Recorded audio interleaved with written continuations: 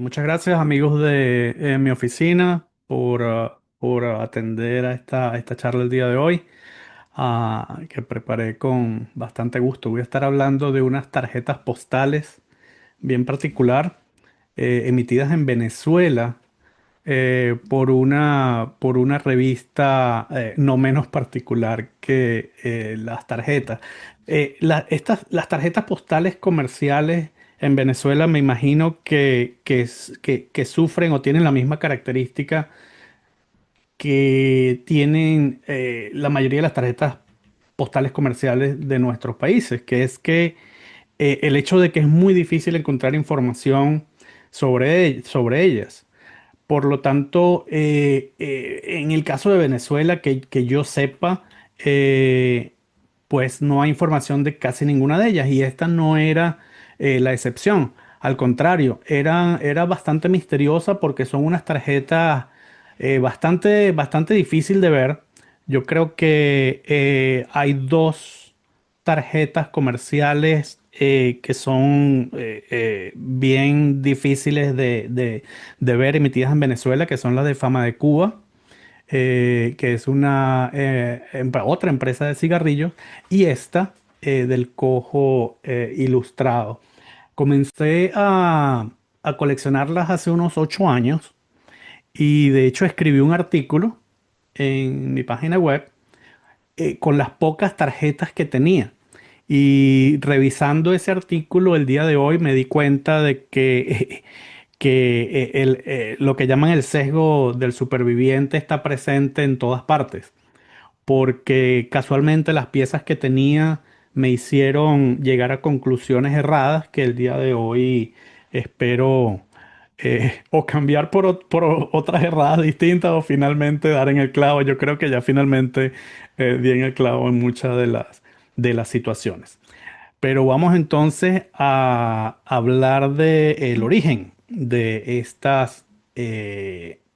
de estas tarjetas postales. ¿Qué fue el cojo? Antes de hablar de las tarjetas que fueron emitidas entre 1902 y 1904, vamos a hablar un poquito de su origen y el mismo se remonta a 1873 por una empresa llamada El Cojo, una empresa, una fábrica de tabacos, de cigarros y de cigarrillos. Aquí vemos una publicidad del año 1877 de ellos. En muchas bibliografías he notado que dicen una y otra vez que esta cigarrera fue la primera que tuvimos en el país haciendo cigarrillos en Venezuela. Porque sabemos que hubo muchas que la traían de Cuba, pero en muchas de la bibliografía dicen que esta fue la primera empresa, fábrica cigarrera en el país. No es así. En este anuario de 1885 pude encontrar una referencia.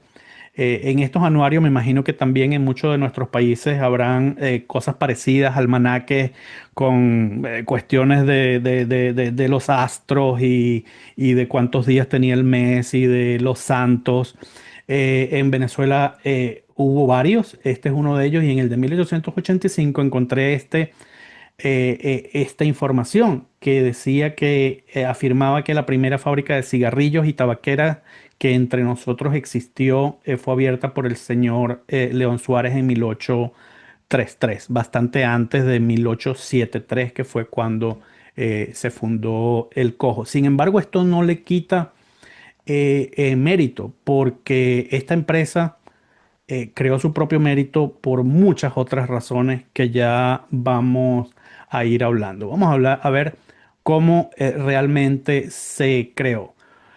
Fue fundada por iniciativa de este señor, del cual, bueno, coloricé la foto de un grabado, un fotograbado de la misma revista, llamado Agustín Valarino.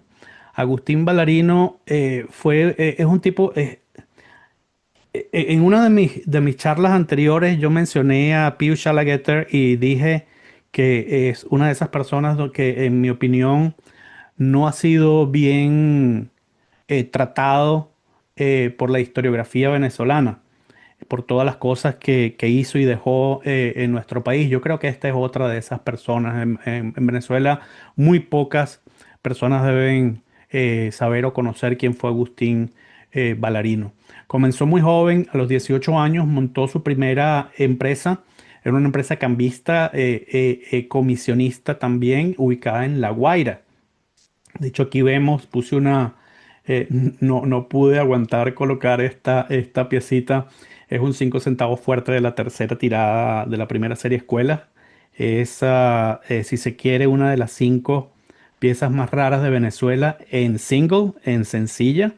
Y se conocen solo un puñado de bloques y este es el bloque más grande que existe. Aquí vemos estamos resaltando el sello, el gomígrafo comercial de la compañía de Agustín Balarino. Muy joven, cometió muchos errores, se endeudó y tuvo que cerrar esa primera aventura empresarial. Sin embargo, no se quedó ahí, continuó y para el año 1873 se asocia con una persona unos 10 años mayor que él, también muy querido y conocido en la Caracas de ese tiempo, que ya vamos a hablar en la próxima lámina, llamado Manuel María Echezuría, un personaje bien particular que vamos a ver en la próxima lámina, pero de ahí crean lo que llamaron la fábrica de cigarrillos El Cojo. Esta fábrica, dos mentes brillantes, muy rápidamente comenzaron a crear sucursales, tenían agentes en múltiples sitios de Venezuela y la compañía se fue expandiendo así. Manuel Echezuría era un tipo increíblemente visionario y sabía el poder del marketing ya, del mercadeo ya tan temprano. Así que para el año 1880 comenzó a idear pues fuertes campañas publicitarias para posicionar sus productos, en particular el cigarrillo. Y ya para 1881, de hecho, cambió la estrategia y con una pequeña tipografía muy básica, muy rudimentaria, comenzó a crear un folletico muy pequeño con publicidades que ya vamos a ver adelante, publicidades de sus productos. Eh, eh, y bueno, esto al parecer, debido al impacto que tuvo, enseguida, para 1882, contratan a una persona que va a ser al final tan importante como ellos y al final va a ser más reconocido por la historia. También vamos a hablar de él poco más adelante. Em, eh, pero a ver, además, bueno, este señor estuvo involucrado en una cantidad de negocios que echaron para adelante la capital. Si hablamos de la electricidad, todo el mundo en Venezuela recuerda a los Zuluaga. Bueno, resulta que él ayudó a los Zuluaga. Esta persona le dio becas a muchos grandes artistas venezolanos, incluyendo mi favorito, que es Arturo Michelena, también a Cristóbal Rojas, en fin. Era una persona increíblemente eh, sagaz en los negocios. Su compañero, su socio, era esta persona que tenemos aquí, que es Manuel María Echezuría. No conozco quién, desconozco el autor de esta pintura. Eh, y como dije, era una persona bien particular, era conocido por ser filántropo, por ser bonachón, pero también por ser muy sagaz en los negocios. Y vamos a ver que el tipo estaba adelantado unos 150 años en algunos aspectos. Una de sus características principales es que él tenía un problema de movilidad fuerte en su pierna derecha. No sé, no he podido encontrar si es congénito o tuvo un accidente. El caso es que él básicamente estaba en crutches, en muletas, y no podía caminar, no, o sea, se le dificultaba mucho caminar. Y en el siglo XIX, un siglo en donde tener una discapacidad, tener algún tipo de divergencia, era por lo menos un estigma, si no un tabú. Este señor hizo de su discapacidad, de su limitada movilidad, su marca personal. Hay que ponernos en la mentalidad de una persona del siglo XIX para entender lo valiente que se tenía que ser y lo inteligente también que se tenía que ser para hacer eso posible. Y así lo hizo.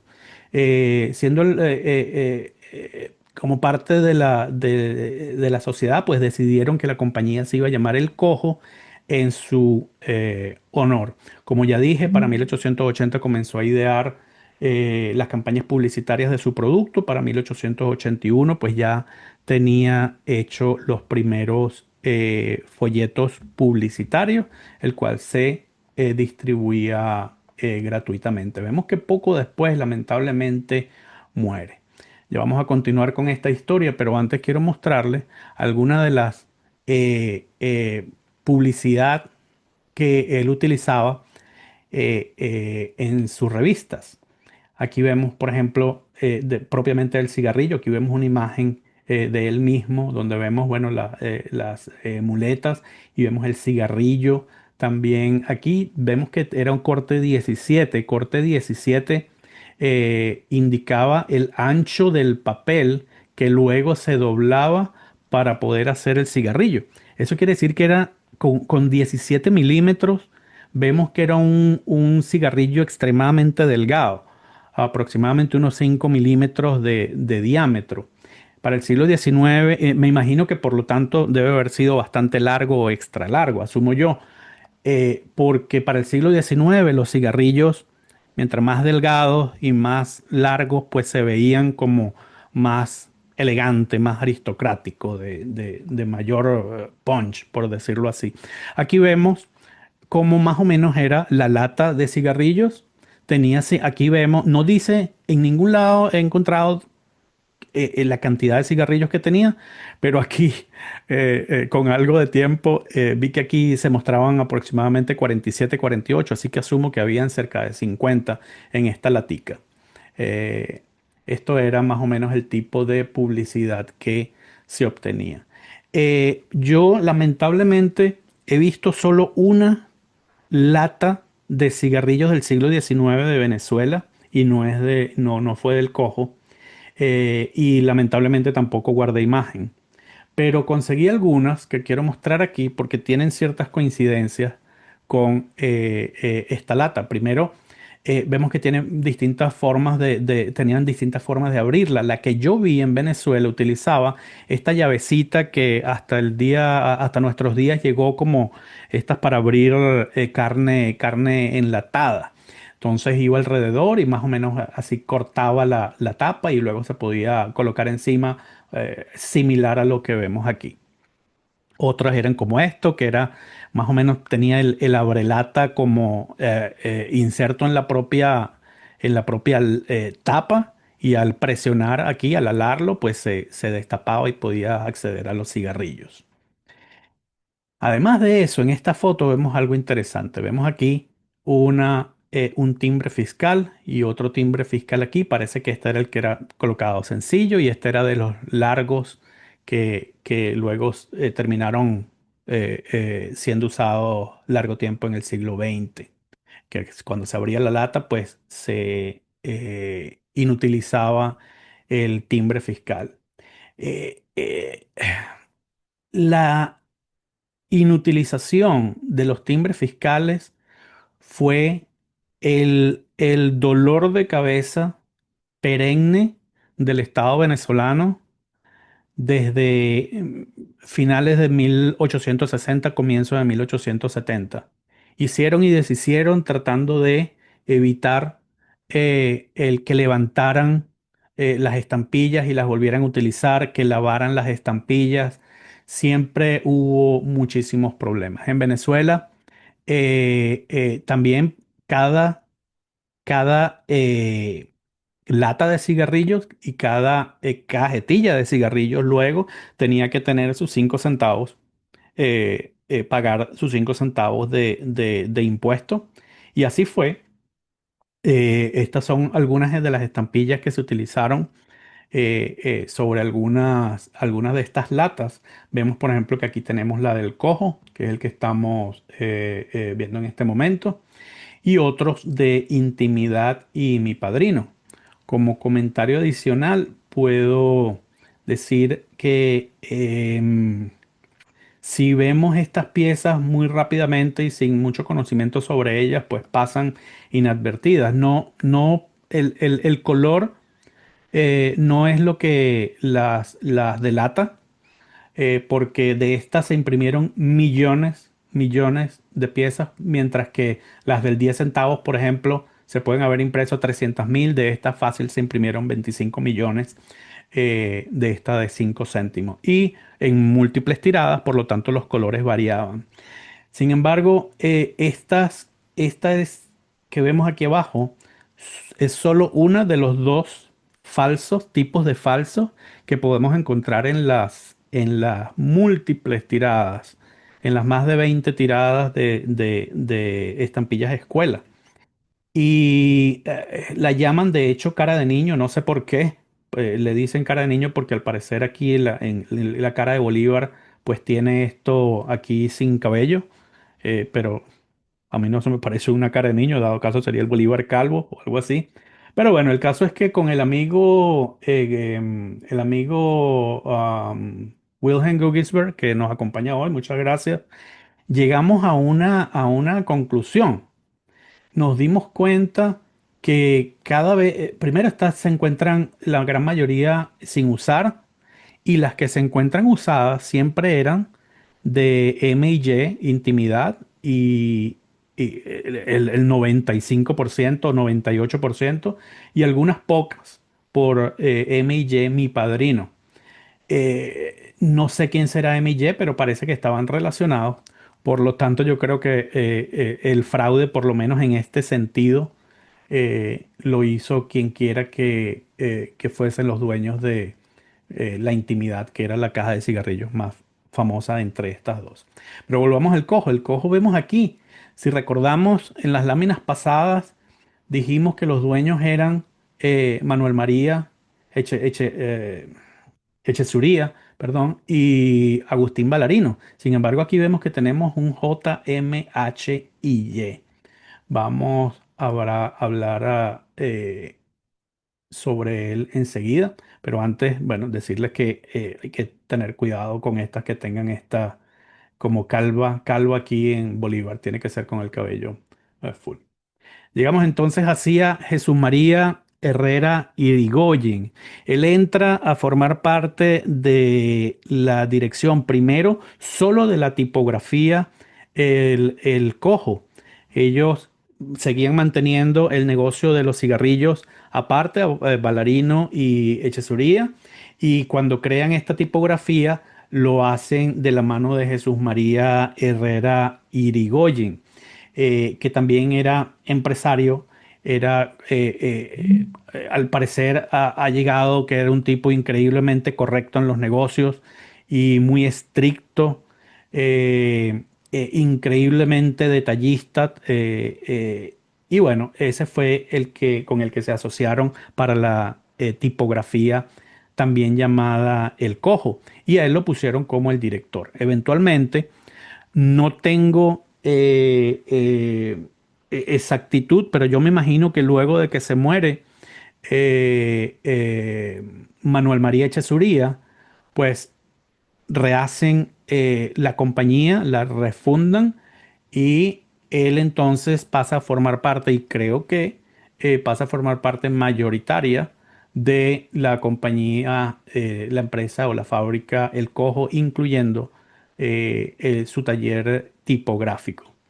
Eh, Él asume desde 1882, y creo que a partir de 1884 o 1885 se hace cargo también es dueño, es copropietario de El Cojo. Sin embargo, como el editor del panfletico publicitario que hablé, él lo estuvo dirigiendo desde el año 82 hasta el año 92.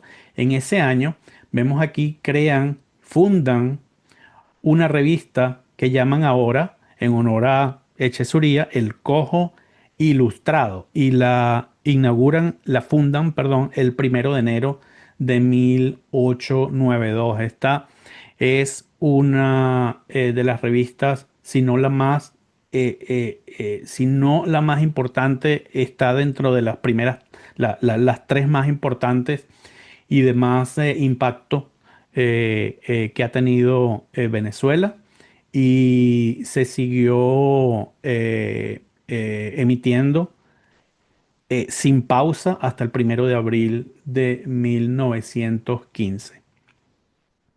Aquí encontramos, pongo algunas páginas de la revista. Esta es la lámina, esta es la lámina traicionera para mí porque me puedo quedar 2 horas hablando nada más de la revista. Fue una revista vanguardista, de grandísima calidad. Hizo muy bien su trabajo editorial, el señor Herrera Irigoyen. Yo creo que si hacemos una analogía, una similitud, si la comparamos,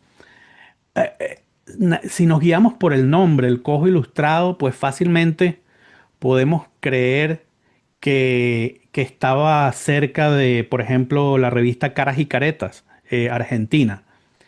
Sin embargo, nada más lejos de la realidad. Yo creo que se parece mucho más a la revista, por ejemplo, la revista Moderna o la revista Azul de México. Sin embargo, Moderna era de corte, creo yo, no estoy del todo seguro, pero me parece que era un corte modernista, claro, exacto. Mientras que el Cojo Ilustrado, yo creo que era un modernismo ecléctico. Él no se, podíamos tener pues fotograbados de pinturas, esculturas clásicas, pero también podíamos tener periodismo social, como vemos aquí la guerra, estragos de la guerra por aquí, podemos tener música, cuentos. No le daba miedo, de hecho, coquetear con la corriente eh, decadentista. Entonces, es una revista increíblemente interesante, muy bonita, muy interesante. De aquí yo he podido sacar imágenes y fotograbados interesantísimos e información igual de interesante. Si vemos algunos de los números de esta revista, ya dije que se comenzó a emitir en enero 1 de 1892 y terminó de hacerlo en abril 1 de 1915, ininterrumpidamente de manera quincenal. El primero y el 15 estaban a la venta, por lo tanto hubo 559 ejemplares en los 23 años que duró su publicación. Y no son 23 años cualquiera. En Venezuela, a partir de, digamos, qué sé yo, a partir de 1830, nosotros podemos agarrar cualquier periodo aleatorio de 5 años, desde 1830 hasta 1908, 1915, y vamos a encontrar o guerras, o revoluciones, o cambios de presidente, una inestabilidad tremenda. Y más aún en estos años, de los años 88 al 92, al 96, hubo una cantidad de cambios en la sociedad importantísimos, y ella sobrevivió. Sobrevivió por lo menos a tres de las grandes revoluciones que vio Venezuela en el siglo XIX y parte del XX. Y aquí por lo menos unos 7 u 8 presidentes que listé ahí. Tuvo un tiraje inicial de unos 4.000 ejemplares y llegó a tener hasta 3.000 suscriptores. Su costo no era económico, eran 2 bolívares. 2 bolívares de 1892, pues no era barato. Su target, su público objetivo era definitivamente gente culta, gente trabajadora. Como dije, esta es una revista que solo ella es interesantísimo estudiarla. De hecho, yo leí en la revista peruana de crítica literaria latinoamericana del año 1989. Está este artículo interesantísimo, son unas 20 30 páginas donde la analizan y es una lectura muy sabrosa, se la recomiendo si quieren profundizar más en esta revista. Ya vimos entonces, el cojo ilustrado incluso hoy día a nosotros nos puede engañar. Eh, y eso era aún más cierto en el siglo XIX. De hecho, en alguna de sus hojas, a partir del año 1899, ellos tuvieron que hacer una editorial donde explicaban su nombre. Aquí decían, oye, mira, en Venezuela entienden por qué es el cojo, pero afuera no. Entonces, explican todo lo que ya les he dicho de Manuel María Echezuría y todo esto, y dicen que bueno, que lo van a mantener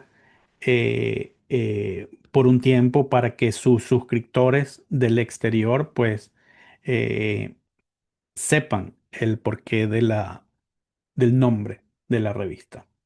También aquí vemos que dice dueño hoy de la empresa Herrera Irigoyen, excepto de la fábrica de cigarrillos El Cojo. Parece que en algún momento pues separaron de nuevo eh, las empresas. No sé exactamente cuándo. Pero ok, si vemos nuevas, era una empresa que se fue diversificando, como ya dije. Y aquí vemos algunas de las publicidades. Por ejemplo, tenían libros en blanco para la contabilidad, unas prensas para encuadernación, me imagino. No creo que sean tipográficas, me parecen más para encuadernación de libros. Tintas, tinteros, perfumes, artículos de escritorio en general. Incluso aquí vemos unos serafines o gemelos, no sé cómo lo llamarán en otros países, cufflinks en inglés, también los vendían. Y lo que a mí me pareció, de hecho me puse a investigar el por qué, ropa interior de lana. Solo de escucharlo, pues mi mente del siglo XX, siglo XXI, le fue difícil entenderlo, pero ya lo entiendo. Tiene que ver más con higiene y evitar la humedad que con mantener calientito todo. Eh, Otra de las cosas que ellos crearon entonces fueron las tarjetas postales. Y esto lo vemos inicialmente en el número 254 del 15 de julio de 1902. Aquí los explican, nos hablan de todas las virtudes que está teniendo en el mundo y todo el impacto que está teniendo esas bellas tarjetas con imágenes. Y nos dicen, bueno, nuestra empresa va a poner en circulación próximamente nuestra primera serie de tarjetas postales en este género. Y así nos indica además porque ellos están mejor posicionados para hacerlo. Nos dice que ya cuentan, cosa que es cierto, con una gran cantidad de fotos y talento activo. Entonces, cosa que no lo tenían, y eso es cierto, las demás compañías. Sin embargo, tenían un bemol por ahí que más adelante les voy a mencionar. Entonces, eso fue en la 254. Mencionaron que ese próximamente fue el 255, justamente 15 días después, el 1 de agosto de 1902, nos dicen que tienen 13 modelos distintos, 13 variantes. Y así no voy a leerlos todos, pero así comienzan cada tanto, cada 30 días más adelante, sacaron 15 modelos nuevos, 15 días después 8. De hecho, podemos ver, aquí vemos 120 días, 120 días, 120 días. Parece que su organización era de trimestre a cuatrimestre, por alguna razón. Y vemos hasta septiembre 1 de 1903, es la última vez que vemos esta publicidad con el número de variantes numerada. A partir de ahí comenzamos a ver dos tipos de publicidad diferente, que es muy parecida a la anterior, pero sin especificar el número de variantes. Y me imagino que por cuestiones de espacio, cuando no había lo suficiente, una mucho más sutil, donde nada más indicaban, hey, tenemos postales, eh, sigan comprando. Como vemos entonces, esto fue promocionado en su revista desde el 1 de agosto de 1902 hasta el 1 de marzo, por aquí debe estar, 1 de marzo de 1905, para un total de apenas 32 meses. Eso es un punto interesante que ya vamos a discutir y es el bemol que les comenté en la lámina anterior. Antes de pasar a verlas y hablar de ellas, vamos a ver un poquito la parte legal. Para el 1 de septiembre de 1898, el Estado venezolano legalizó de manera general la emisión de tarjetas postales comerciales siempre que las personas que deseen editarlas lo hagan, lo participen, piden el permiso a este ministerio, que es el ministerio, bueno, este ministerio de Correos y Telégrafos solo duró un par de años, luego fue el Ministerio de Fomento el que se hizo cargo de todas estas labores. Pero el caso es que debía el Cojo, la empresa El Cojo, solicitar este permiso. Yo busqué en todas las autorizaciones oficiales desde 1902 hasta 1905. Durante este periodo yo creo tener todas las resoluciones ministeriales y todas las recopilaciones de decretos de todos estos años.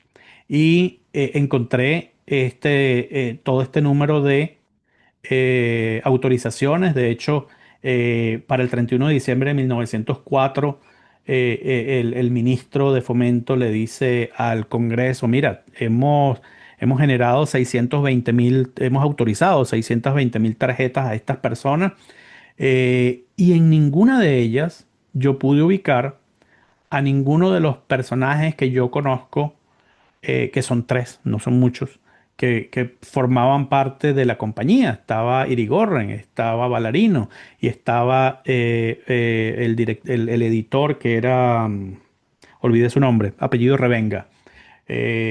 Y no los encontré. Por lo tanto, no sé con qué permiso eh, fueron emitidas, pero fueron emitidas, circularon. Eso es un hecho. Así que por lo menos tuvieron una autorización de facto. Vamos a ver ahora sí la tarjeta tipo que vemos aquí, muy pegada a las características de los requerimientos de la UPU. 14 por 9, tiene Unión Postal Universal en francés. No, no está exactamente con los requerimientos porque tarjeta postal y faz destinada a la dirección pues está en español.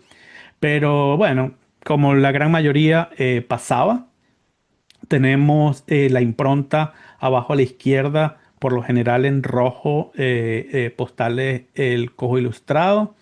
Eh, Esto yo se imprimía a tres, a tres o a tres etapas o tres planchas, no sé cómo decirlo, pero estos dos siempre iban, el escudo de armas y la impronta iban en una de las planchas, tarjeta postal únicamente iba en otra, y el resto, que aquí vemos en color negro, iba en otra de las planchas.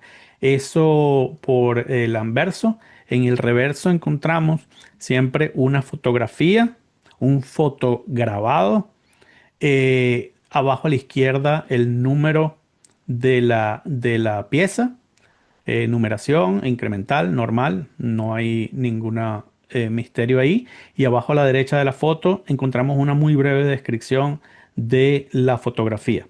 Esta fotografía podía tener orientación, orientación vertical u horizontal. Se me había olvidado la palabra. Disculpen. En este caso, obviamente, horizontal. Eh, las tintas utilizadas en el reverso, yo he encontrado esta cantidad de tintas. Aquí, para tratar de darle un poquito de orden a mi colección, pues he ido haciendo algunas eh, identificaciones absolutamente temporales, pero bueno, era para mi propio orden y aquí las puse por si acaso. La más común es un gris de hecho parecido a este. Aquí vemos que ese es el mismo número, pero también tenemos un morado. Aquí el escáner no me ayudó mucho. Esta pieza también parece gris, pero créanme, es un morado muy tenue.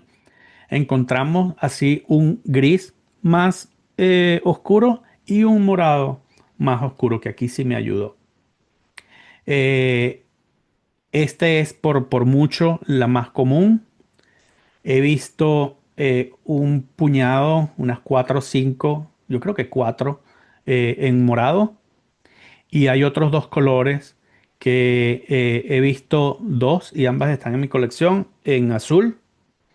Y he visto una sola en teal, en este verde, y también está en mi colección. Eh, sigamos, aquí vemos los tipos de anverso. Eh, la más común que encontramos es un azul bastante tenue con rojo claro en el escudo de armas. Tarjeta postal igual en un rojo muy brillante. Luego tenemos un azul más tipo navy, tipo azul oscuro, eh, eh, con un rojo un poco más oscuro en el escudo de armas. Y sigue igual el rojo en tarjeta postal. Luego tenemos esta pieza que es bastante discordante con el resto de ellas, porque vemos que está en azul. Es la única que tuvo azul la impronta, por ejemplo, y el tarjeta postal. Y luego si tenemos un azul más claro. Esto yo no sé, de hecho es A5. Vamos a pasarla por ahora. Luego tenemos esta A4 donde tenemos en negro el escudo de armas, rojo todavía intenso, tarjeta postal y el rojo atenuado en la impronta. Luego encontré, si me permiten, voy a poner esto aquí. Encontré esta pieza que yo creo que más que un tipo distinto, debe ser que o fue de alguna manera tratada químicamente o la dejaron mucho tiempo al sol o algo sucedió porque me parece extraño. Pero bueno, como es la única que tengo así, todavía está en observación. Vamos a decirlo así. Eh, en cuanto a los usos más tempranos y tardíos que tengo en mi colección, y esto es interesante de analizar, tengo estas dos piezas, ambas enviadas en 1902, en noviembre de 1902. Muchas de estas piezas le levantaron lamentablemente las estampillas, pero bueno, ni modo. Eh, Aquí tenemos una T13. T13 era la número 13 y la número 35. Cuando vemos eso y lo comparamos de hecho, déjenme volver atrás un poco, aquí a esta lámina. Estos yo llamé a estos hasta la número 28, hasta la número 36, hasta la número 47, etcétera. Las llamé lotes. El tercer lote, el primer lote, segundo lote, séptimo lote.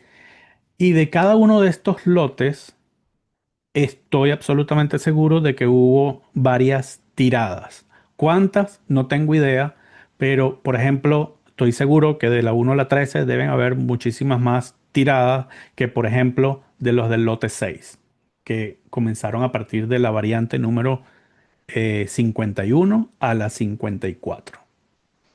Dicho eso, me devuelvo a donde estaba y me disculpan el salto atrás. Ok, entonces aquí en los usos más tempranos de mi colección, ya dije, tengo esta de 1902, una T13 y una T35. ¿Qué podemos decir de eso? No sé, pero es posible que esta combinación de negro sobre negro, yo llamo negro sobre negro, escudo de armas sobre borde, negro sobre negro, es posible que pertenezca al primer lote, pero también es posible que pertenezca al tercero. Esta T35, si vemos aquí, llegó hasta el 36, por lo tanto esta T35 forzosamente está a lo sumo en el tercer lote, pero pudiese estar en lotes mayores. Ahora, como fue enviada en 1902, pues eso nos asegura que ésta imperiosamente perteneció al tercer lote.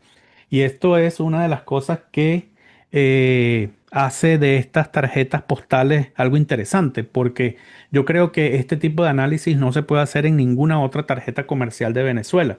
Sin embargo, esta nos permite hacerlo, así que si queremos hacer una exhibición con estas tarjetas, pues creo que se puede hacer algo muy bonito, no solo por eso, sino por otras cosas que vamos a ver adelante. En cuanto al uso más, el uso más tarde, más reciente que tengo en mi colección es esta, enviada desde Tinaquillo, enviada el 23 de junio de 1907 y casualmente es la T55. Eso quiere decir que nunca pudo estar en el sexto lote. Así que forzosamente esta tarjeta tuvo que haber estado en el lote séptimo. Y solo por pues, lógica, incluso lógica de calle, es muy probable que esta tarjeta haya tenido muchas menos tiradas, si es que tuvo más de una, que por ejemplo unas del lote primero, segundo, tercero, etcétera. Entonces aquí se pueden hacer una cantidad de cosas, uno se puede divertir tremendamente con estas tarjetas. Otra de las cosas que vi es que esta tarjeta parece que es la primera, como ya dije, es posible si mi teoría tiene sustento en el tiempo. Si nosotros agarramos, fíjense que esta es la número uno, la tarjeta número uno, si la ponemos en esta orientación, y hacemos un movimiento para voltearla y hacemos exactamente el mismo movimiento para voltearla, vamos a obtener que el reverso tiene orientaciones distintas. Entonces eso también abre otras posibilidades. No sé cuán frecuente fue, no sé si fue un error. En total mi colección, en total mi colección, yo debo tener unas cerca de 40 piezas únicamente. Así que, y han sido 8 años buscándola bajo las piedras, eso más o menos. Y he tenido mucha suerte. Indica más o menos cuán difícil son de conseguir. Por último, en cuanto a estas diferencias visuales, tenemos los identificadores de las tarjetas. El más común y por mucho es el que yo denominé N1. Simplemente tenemos NO punto y los dígitos a su lado. Y como el menos común tenemos este, que yo creo tener una o dos piezas, la verdad no recuerdo en este momento, donde tenemos n punto con el número. De hecho, fíjense que es la misma, obviamente dos tiradas distintas. Eh, Eso indica si de estas hay muy pocas, es muy probable que esta haya sido, aunque es el lote uno, fíjense que es 11. Si recordamos, el primer lote tuvo 13. Esta es la número 11, por lo tanto es definitivamente el lote uno, pero de estas hay tan pocas que o es un error o forma parte de las últimas tiradas que se emitieron de ese número. Y uno en el medio es simplemente el numeral 17.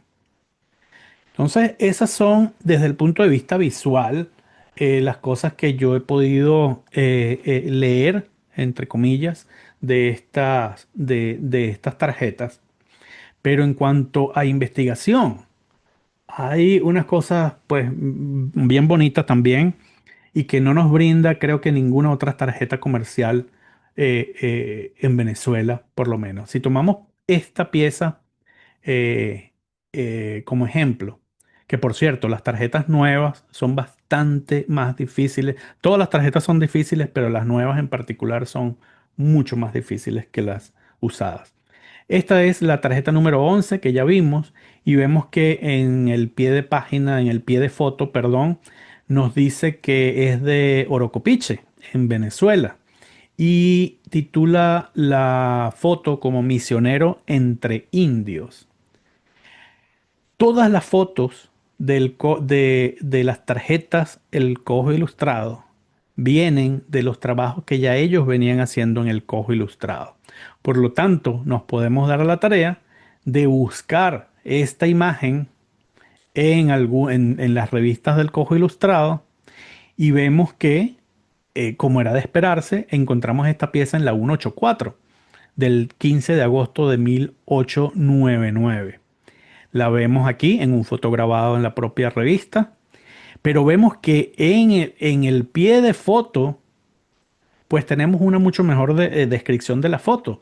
Nos dice, sí, fue en Orocopiche, pero el que está entre los indios no es un misionero cualquiera, es el presbítero doctor Nicolás Menelo, que si quisiéramos ahondar en él, evaluamos, vemos quién fue, qué hizo, qué no hizo, y eso es información riquísima que podemos poner como parte de la investigación en una exhibición de tarjetas postales. Y no solo eso, también nos dice quién fue el fotógrafo. En este caso mencionan a Abril, otro otra invitación a investigar. Ya vamos a ir para allá. Pero no solo eso, si agarramos la revista y buscamos dónde están hablando de esta foto, nos encontramos que están hablando de los indios caribes. Entonces también sabemos qué indios son estos. Y no solo quiénes, sino de qué zona, porque caribes habían por muchas zonas de Venezuela a lo largo de varios ríos. Bueno, pero aquí vemos, estos son los de la zona de Guayana. Y además están semicivilizados ya, no todos los caribes estaban semicivilizados, lo que sea que eso, me imagino que querrían decir dóciles. Entonces, vemos que estas tarjetas nos brindan de verdad una oportunidad tremenda de investigación y de hacer cosas muy bonitas en una exhibición de estas tarjetas. Por ejemplo, si tenemos suerte y seguimos buscando en otras tarjetas, en otras revistas, por ejemplo, en la 170, encontramos una pequeña, no es una biografía, es un agradecimiento que hizo la revista al señor Enrique Abril.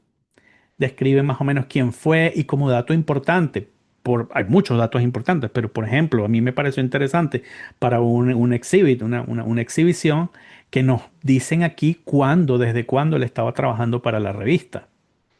Entonces, eso era poco más o menos lo que nos brinda, las posibilidades que nos brinda las tarjetas del Cojo Ilustrado en cuanto a netamente filatélicos o cartofílicos, si así lo queremos llamar, pero también desde el punto de vista de investigación. Es una belleza. Eh, Les hablé en un momento de que sí, la empresa El Cojo estaba perfectamente ubicado, tenía una ventaja competitiva tremenda con respecto a su competencia, porque tenía sus propios fotógrafos, gente como Enrique Abril. Él no era fotógrafo del Cojo Ilustrado. Este era un muchacho muy joven que se quería hacerse conocer y no había mejor manera en ese entonces de que tus fotografías estuviesen en el Cojo Ilustrado. Entonces él enviaba todas estas fotografías a Donoren y por eso el agradecimiento aquí. Eh, eh, entonces tenía sus propios fotógrafos y fotógrafos además que le enviaban fotografías gratis. Esa era una ventaja competitiva enorme. Ninguna otra empresa o persona que emitiera tarjetas postales comerciales tenía esa facilidad. Sin embargo, tuvo un contra que yo creo que ellos desestimaron y yo creo que es lo que hizo que estas tarjetas tuviesen un periodo de vida tan corto comparado con las demás tarjetas comerciales. Por ejemplo, aquí vemos mostrarle las otras. Aquí, estos son tarjetas contemporáneas con las tarjetas del Cojo Ilustrado. Y ya de rompe vemos un tremendo gap, un tremendo distancia entre la calidad visual, incluso armónica, la belleza de las tarjetas del Cojo Ilustrado versus, por ejemplo, cualquiera de estas dos que son de Roswell. Roswell ellos no tenían una imprenta, ellos no eran una tipografía, ellos no tenían una revista, ellos eran una joyería. Sin embargo, eso los obligaba a pedir estas tarjetas a distintos proveedores, la mayoría de ellos en Alemania, que tenían unos equipazos y podían utilizar distintas tecnologías. Por ejemplo, aquí vemos esta que utiliza una cromolitografía, esta que utiliza aquí una fototipia fotomecánica, incluso esta que es una belleza de tarjeta que utiliza técnicas combinadas, técnicas compuestas. Tenemos una cromolitografía, pero también un embossing, un relieve. Tenemos una fotografía troquelada que luego es pegada a la propia tarjeta. No se ve, pero aquí pueden ver el embossing, el bajo relieve. Esta tarjeta en vivo es de una belleza increíble. No podía competir, no podía competir y yo me imagino que por eso fue cada vez más distante el número de variantes que agregaban. El número de variantes pues no podía competir con la belleza. Estos podían tener cinco, pero eran así, mientras que no eran en blanco y negro como vimos la de El Cojo Ilustrado. Eh, eh, de esta tarjetica les voy a robar otros 2 minutos porque a mí, bueno, además de bella, a mí me parece súper curiosa. Si vemos es de 1904, emitida, debe haber sido impresa más o menos al mismo tiempo. Y vemos que tiene a Cipriano Castro y el escudo de armas. Sin embargo, este escudo de armas es anacrónico. Este escudo de armas donde la base dice libertad era el utilizado por los godos, por los conservadores, y fue derogado en 1863. Pero no solo eso se pudiera pasar. La cuestión es que Cipriano Castro tuvo que lidiar con la última revolución, los últimos caudillos eliminados mediante batallas en Venezuela, en la Revolución Libertadora, que fue la cual nos dio los barquitos de Guayana y de Maturín y todo este tipo estas estampillas. Ellos utilizaban el escudo de los godos. Así que no sé si esto habrá sido una broma, no creo que se hayan dado el lujo de ser una broma, yo creo que fue un error y no creo que al Cabito, como le decían a Cipriano Castro, le haya gustado mucho la idea de que le hayan puesto el escudo godo a su tarjeta postal. Entonces ya con esto básicamente estoy terminando a partir de aquí para el PDF que va a quedar en la descripción del video de YouTube. Voy a dejar pues los motivos, un catálogo provisional lo llamé, con los distintos motivos de las tarjetas que podemos conseguir. Y al final de esta lista por supuesto, les dejo mi mancolista por si alguno tiene alguna por ahí. Estos numeritos son los que me faltan. De estos que me faltan, solo conozco la imagen del número 18 y el número 8. Esto está activo hasta el 22 de enero. Esto es válido hasta el 22 de enero, pero siempre en esta dirección van a estar va a estar la última versión actualizada. Con eso, de verdad que le doy muchísimas gracias por la atención. Espero que les haya gustado. Estoy abierto a cualquier pregunta, comentario, corrección, etcétera, etcétera. Muchas gracias. Gracias, Will.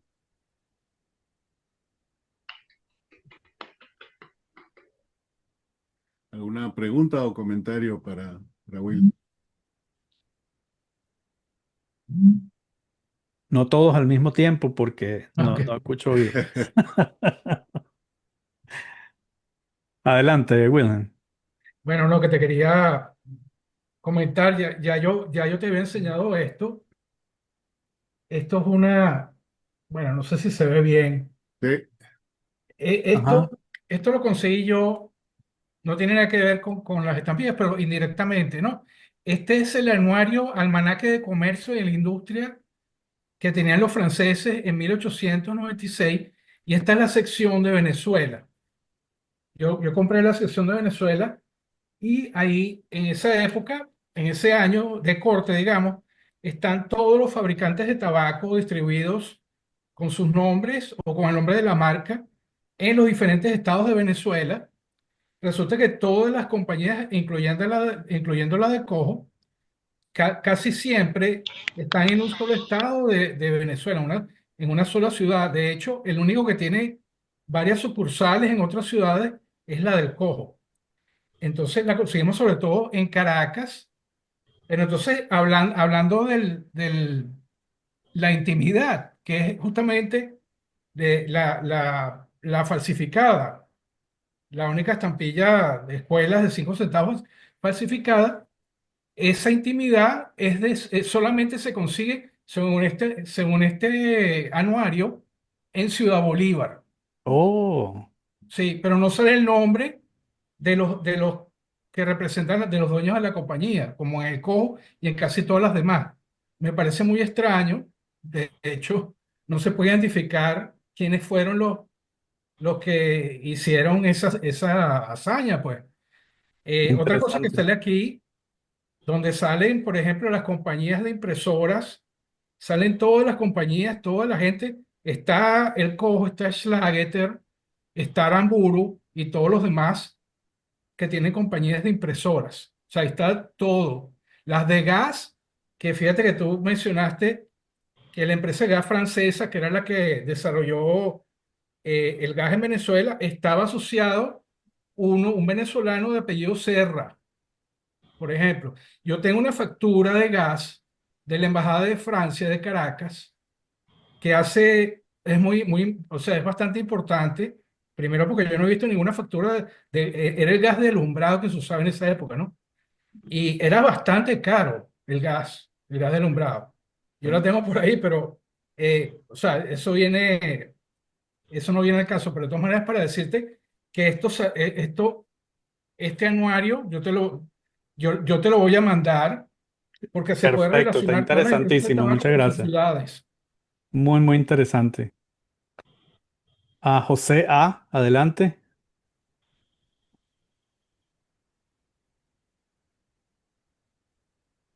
Estás mute,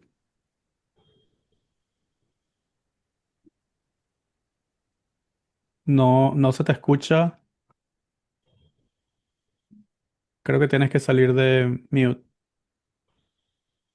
Si parece que quiere salir y se le... Vamos, ask to unmute. A ver, ¿no? Bueno,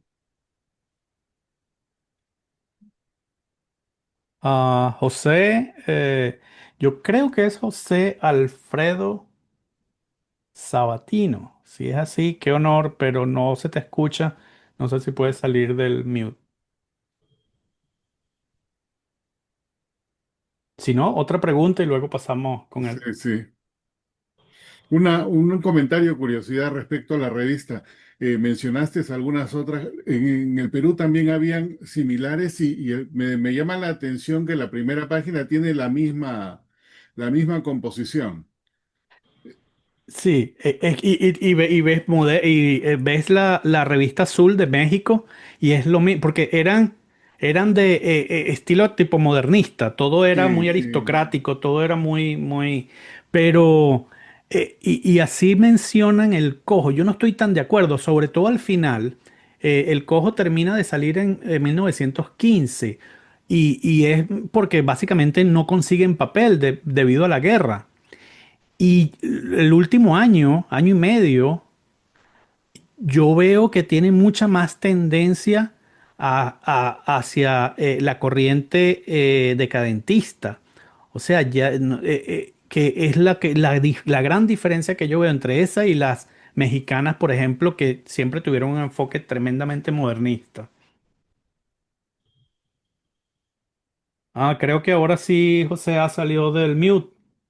Correcto, buenas noches.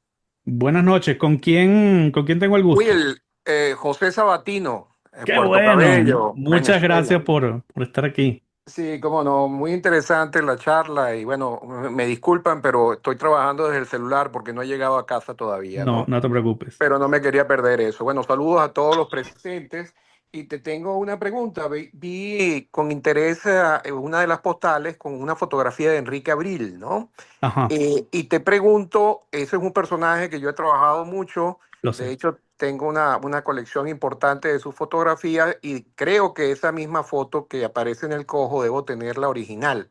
Wow.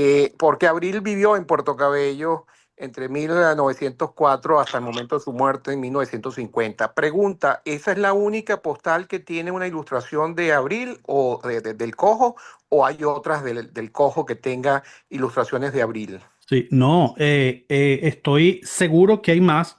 Ujú. Acuérdate que, bueno, tú sabes esto muchísimo mejor que yo. Abril mandó 300, alrededor de 300 fotos y todas fueron usadas Ok. por el cojo. Entonces aquí definitivamente hay más de Abril en las tarjetas del cojo. Ah, ok, porque yo no conocía ninguna, o sea, veo esa que mostraste. Bueno, te soy sincero, no, ni siquiera le había prestado atención a las postales del cojo. Ahora de aquí en adelante le prestaré más atención, ¿no? Qué malo, Pero porque ahora es más competencia para mí. no, no, de ninguna manera, de ninguna manera. Pero de todas formas, es importante mencionarles que Abril no solamente, o las fotografías de él sirvieron de viñeta no solamente para esas del Cojo, sino que Abril en 1904, y tú bien lo sabes también, hubo una autorización que le dio el Ministerio de Fomento para impresión de 20.000 postales de las cuales yo conozco unas cuantas y las tengo coloreadas o iluminadas de muy mala calidad y que creo que Abril se convenció de que de una u otra manera ese no era su fuerte y terminó trabajando el real photo, ¿no? Que fue su Sí, especialidad. Y hay una cantidad de postales de Abril, de foto real, que son una belleza y hay unas que son espectaculares, ¿no? sí. Pero de todas maneras, gracias, no sabía que había utilizado el cojo sus viñetas. Tengo una postal con una de las fotos mm, que aparece en el cojo, que fue editada, si mal no recuerdo, por uno de estos editores, comercios editores en Caracas, no sé si fue Roswak u otro de las Gatman, conocidas. quizás. Sí, que aparece, que la hay en las dos versiones, tanto en blanco y negro como coloreada. Mm, mm. Qué bueno, qué bueno. Sí, y de hecho, Abril también fue quien nos dejó los enteros postales con cianotipia, como Ujú. que Correcto, son muy bonitos también. Bueno, correcto. José, de verdad, muchísimas gracias. Yo sé que estás súper ocupado, pero te agradezco el tiempo de haber venido. Yo sé que a ti no te gusta y me perdonas que te ponga en el foco, pero de verdad, José Alfredo Sabatino Pisolante es eh, la persona que más conoce de la historia de Puerto Cabello. Yo le tengo gran respeto y admiración a su pluma y a su conocimiento. Muchísimas gracias por estar aquí. Recíproco, recíproco y a la orden, ¿oíste? Buenas noches a todos. Gracias. No veo otra mano en alto, pero otra curiosidad, Will, no relacionada directamente a las tarjetas, todo muy interesante, era la distribución de los cigarros en latas. No sabía que era así. Sí, y fue muy común en el siglo XIX, muy común. Solo a final, de hecho yo tengo una por ahí. Solo al final yo, de hecho creo que lo tengo bastante a la mano. Al final del siglo XIX es cuando comenzamos a ver unas cajetillas de cigarro y bastante grandes. O sea, fue una adaptación Una cosa, progresiva. sí.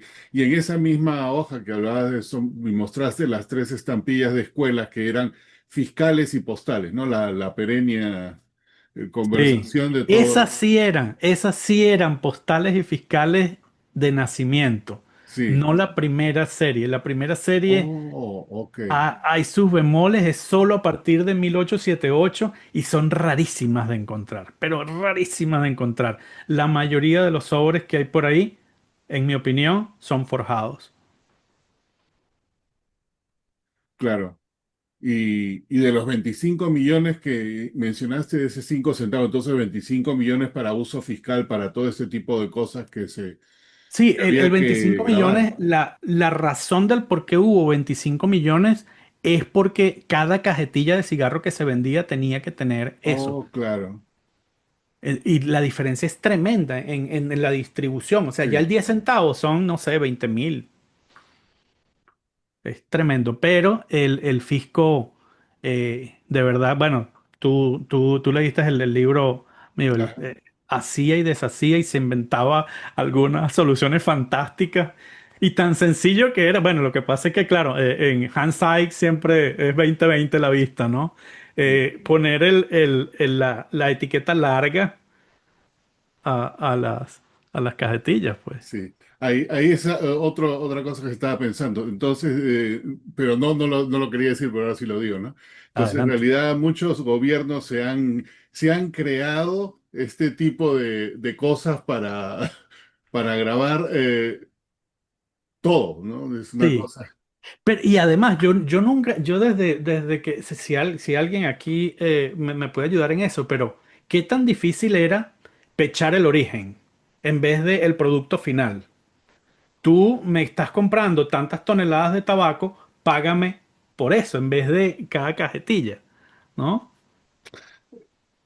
Mi imaginación es no esto, piensa quizás de que cada cajetilla involucra mayor personal, mayor gasto, mayores posibilidades de creatividad de cómo exprimir Sí, un poquito más el limón. sí, sí, sí, Y sin duda. quizás la pechaban doble, quizás la pechaban al granel y después al detal, digo Sí, yo. yo recuerdo haber visto por lo menos 8 intentos distintos de cómo evitar el fraude. Habían unos que no duraba ni un mes y ya le encontraban la caída. Echa la ley, echa la trampa, ¿no? Exactamente. Inter- interesante. ¿Algún? Sí, Adelante, adelante. adelante. Bueno, como que nadie, es simplemente para mostrarle la calidad de impresión de esta empresa y lo que, la Mm. dedicación, pues, a la excelencia, digamos. Estas eran simples, tengo dos cartas comerciales de la empresa del Cojo, y entonces les voy a enseñar primero el membrete.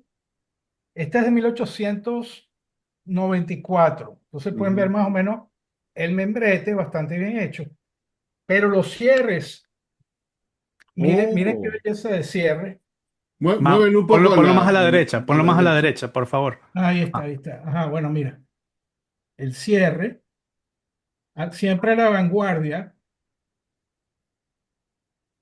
Qué y interesante. es ¿De qué año es esa 1008 cuánto? 1894. Ese cierre, ¿qué tan difícil es de conseguir? Es el primero que he visto, el único que he visto. Ok. yo he visto unos pocos más, pero es bastante raro. Sí. El, el borde es como ondeado, parece, ¿no? Es este, ¿cómo que se llama? Embossed. Entonces, ¿Cuál es la sí. palabra? Sí, sí, En Ah, en sí. inglés relieve, embossed. en relieve. En relieve. Relieve, es en relieve. Esta sería, yo tengo solamente, no sé, los intermedios, si hubo antes algún cambio. Y después tengo este sobre ya tardío de 1908 que cambió completamente el estilo. Entonces aquí tengo, Puede, Henry, puedes ponerlo en Está grande. el pin, está en el pin, sí. ok, bueno, déjame ver. Ajá, bueno, ahí se ve más o menos. Entonces este es el membrete, Más escueto, más pequeño, ¿eh? sí, Sí. y de colores. Y después el cierre Oh, sigue siendo, es completamente diferente el diseño, le cambiaron la leyenda, ahora ofrece más servicios y también es embossed, ¿De qué qué, año es ese? 1908. Oh, qué interesante el formato y porque es similar a estos cierres consulares alemanes. alemanes que circulaban por Sí, todo eso es Los lo que me llama la alemanes, ¿verdad? atención. A mí me parece. Tengo varios de, de las embajadas alemanas en Caracas, en Maracaibo. Inclusive tengo un cierre de cuando era el partido nazi, el gobierno nazi. Ajá, No los tengo, sí.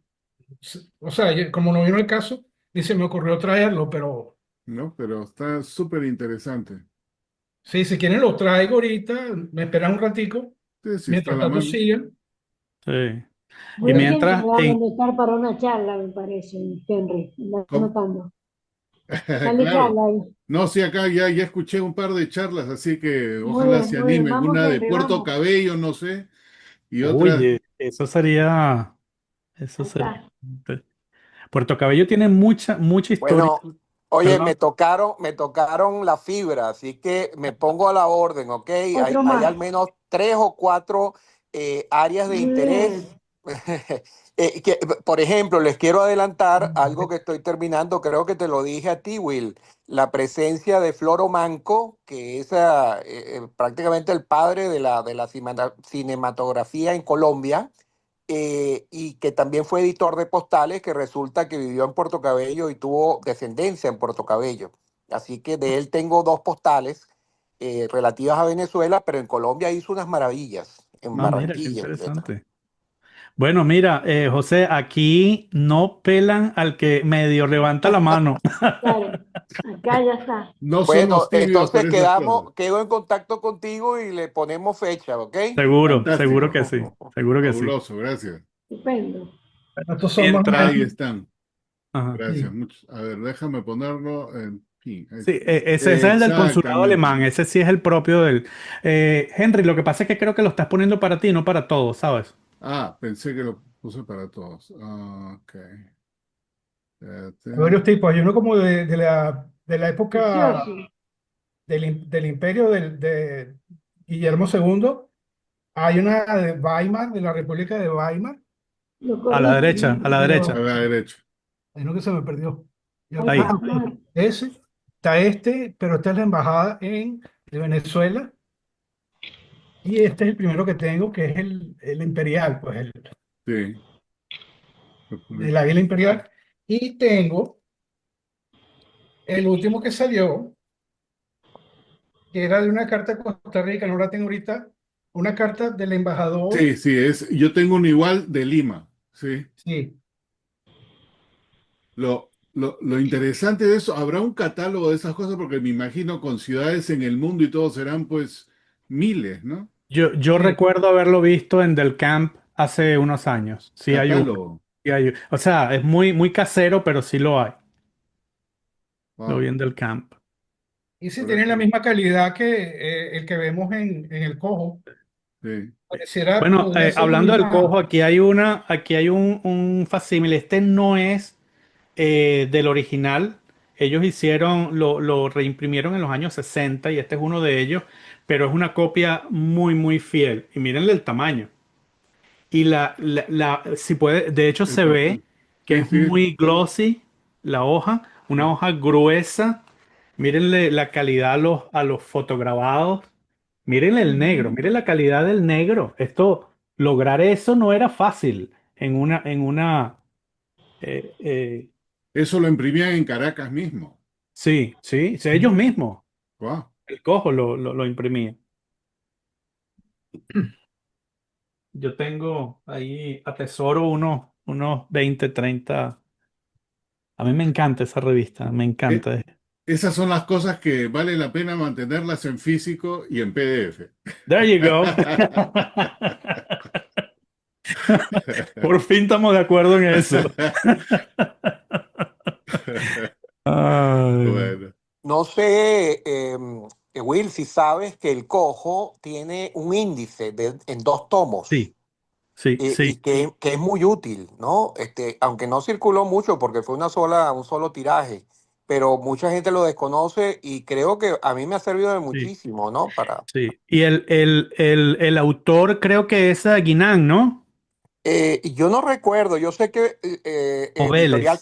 Centauro fue el que lo editó, Sí, Editorial Centauro, pero yo normalmente lo menciono y muy poca gente lo conoce, ¿no? Yo lo tengo desde muchacho que lo compré y sí, verdad que es formidable para utilizarlo con la absolutamente, revista, ¿no? absolutamente.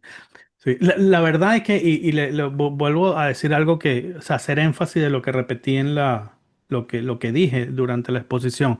A mí lo que me encanta de estas tarjetas es que es la única, y yo no sé si hay en otros países casos así, me imagino que sí, pero deben ser pocos, donde podemos obtener tanta información de una tarjeta comercial privada, de una tarjeta postal comercial. mm, Eso a mí me encanta porque de ninguna otra.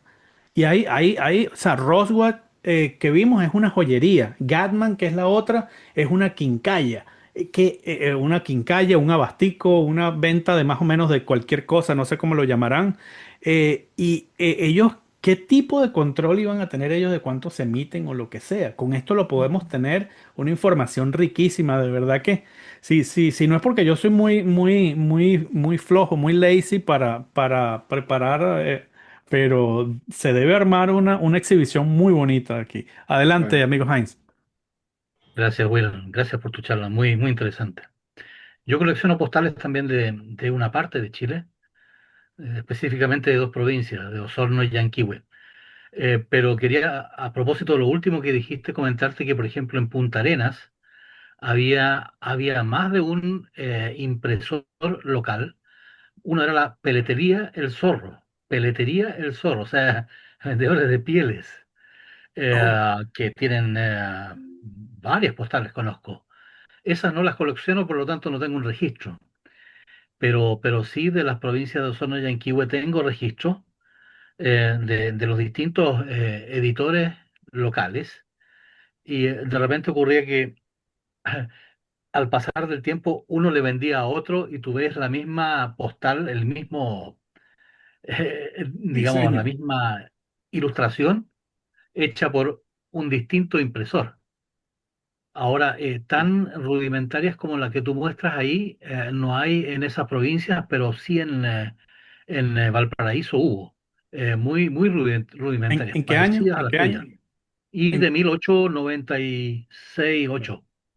ok, un poquito anteriores. Bueno, la fama de Cuba, la cigarrera fama de Cuba. Ellos importaban cigarrillos, pero también lo importaban a otros países. Así que yo he visto tarjetas postales fama de Cuba de otros países. Son muy raras en Venezuela y son más o menos de esa época. Son de muy mala calidad, pero a mí me encanta. Nada más tengo como dos o tres porque son bastante raras, pero son más o menos de esa época y sí, son bastante más rudimentarias. Me quedaba una pregunta Adelante. que, bueno, aprovecho de hacértela. Iba a guardármela, pero en uno de los primeros slides mostraste que hablabas de 1873, 1873, Sí, como la creación de la empresa. Pero debajo aparecía algo de la exposición en Chile de 1875. correcto. Y después no volviste a ello. Yo Eh, tengo, no, no tenía planteado volver, pero tienes absolutamente toda la razón. Muy bien. Oh, qué bueno para verla, para verla. Ponla nuevamente, Heinz, para ponerlo en el sí, pin. lo voy a leer primero. Ok. Exposición Internacional de 1875, Comité de las Comisiones Extranjeras. Y debajo hay una marca en azul que dice Exposición Internacional, en francés, de Gilly, y 1875. Esto estaba enviado de Bruselas con franquicia deporte. Qué cosa tan bonita. ¿Se alcanza a ver ahí? Sí, sí, sí. Excelente. Es muy bonito el sobre.